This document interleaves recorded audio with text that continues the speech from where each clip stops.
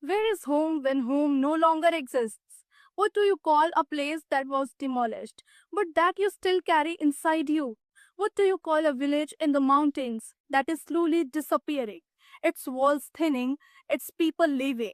What do you call a city that is always under scaffolding, always half built, always becoming something else?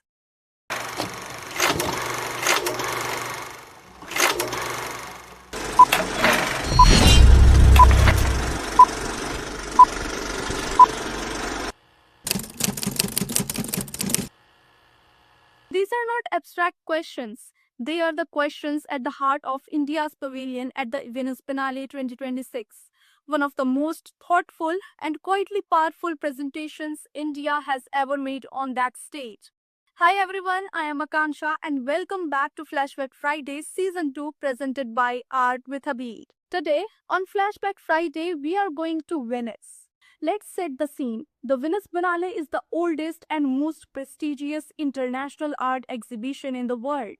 Countries present their own national pavilions, a chance to show the world not just individual artists, but a collective statement about where their art stands. This year, after 7 year absence, India is back. The pavilion is titled Geographies of Distance Remembering Home, curated by Dr. Amin Zafar and presented by India's Ministry of Culture. It is housed in the Isoloto warehouse at the Arsenal, one of the most atmospheric and historic spaces in Venice. The exhibition is partnered by Nita Mukesh Ambani Cultural Center and Serendipity Arts Foundation and features 5 artists: Alvar Balasubramaniam, Rajni Shettar, Somakshi Singh, Skama Sonam Tashi, and Asim Waqif. The Biennale's overarching theme this year is In Minor Keys, about quieter registers, subtler frequencies. India's pavilion fits this perfectly. There are no grand gestures here, no oversized spectacle, just 5 artists asking the same question in 5 different ways. What does it mean to be at home in a world of change? The pavilion's curatorial premise is that in an era of rapid urbanization, migration, and global movement, home is no longer a fixed address. It is something more fluid, a combination of memory, material, ritual, and personal mythology.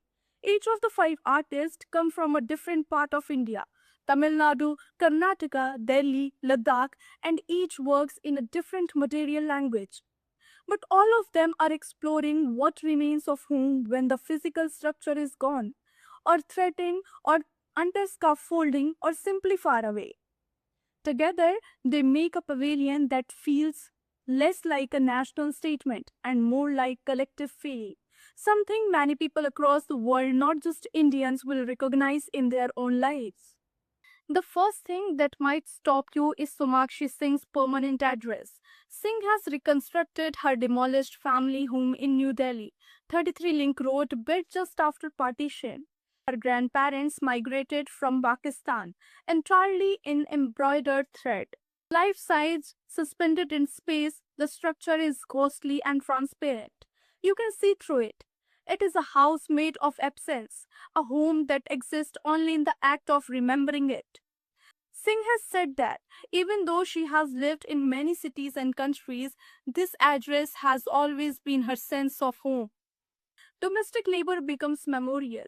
The thread that holds a home together turns out to be memory itself.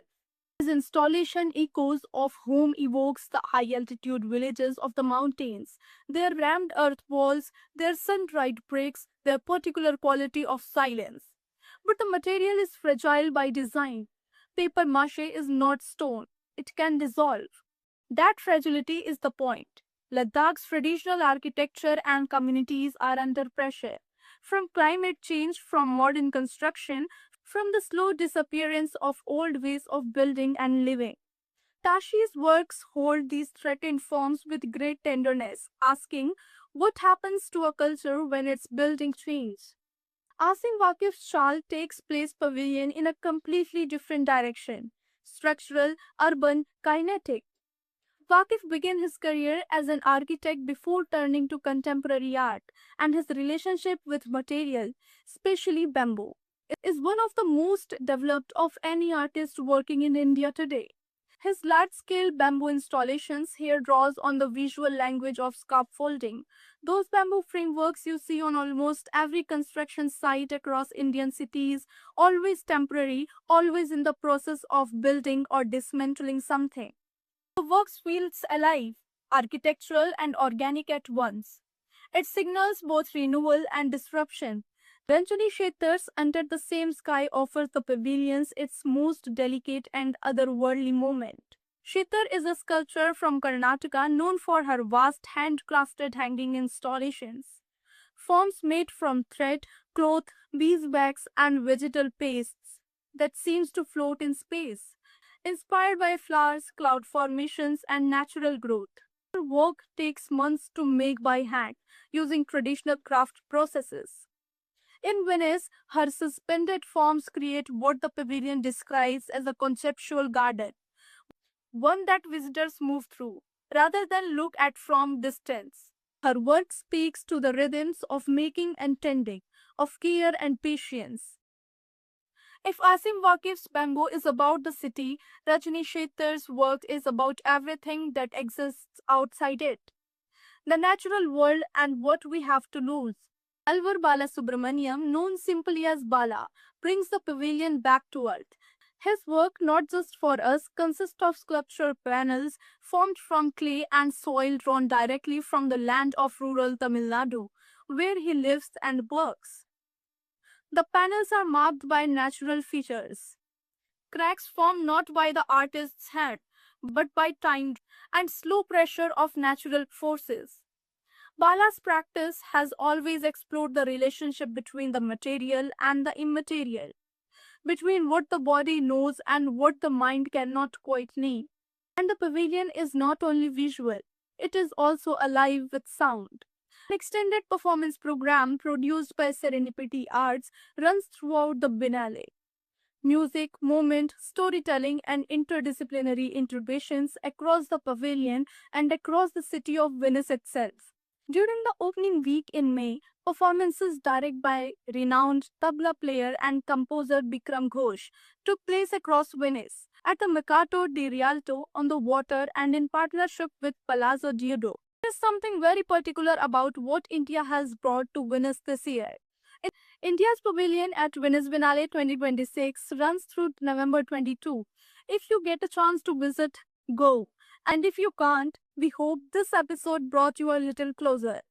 This was Flashback Friday with Art with Habib. See you next week, where another artwork from the past might just explain your present.